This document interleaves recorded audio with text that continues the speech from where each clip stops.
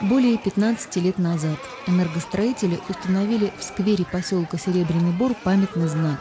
С тех пор стало доброй традицией 9 мая начинать все праздничные мероприятия здесь, с торжественного митинга и возложения венков к вечному огню. Среди жителей Серебряного Бора есть свидетели и участники Великой Отечественной войны. Тогда они были еще совсем дети, но работали как взрослые, с немыслимо высокими нормами. Мария Сайко летом на сенокосе и торфопредприятии, зимой на лесоповале. Нина Гуляева в колхозе, а также в военном госпитале, который расположился в бывшей школе. У каждой свои воспоминания, своя история, своя победа. Победа, которая продолжает из года в год объединять многих и многих людей.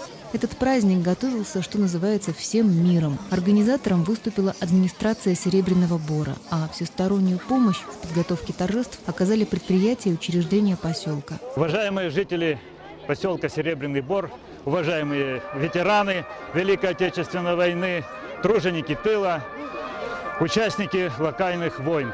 Сегодня у нас знаменательный праздник, День Победы, 61-я годовщина.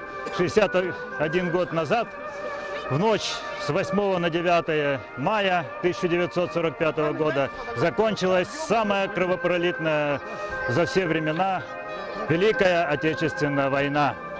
Наш народ победил, выстоял и вышел в этой войне победителем. Сегодня ветеранов становится все меньше и меньше.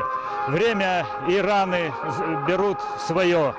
Но они, те мальчишки, девчонки 41-го, которые шагнули в бессмертие, подарили нам мир, подарили нам нашу Родину.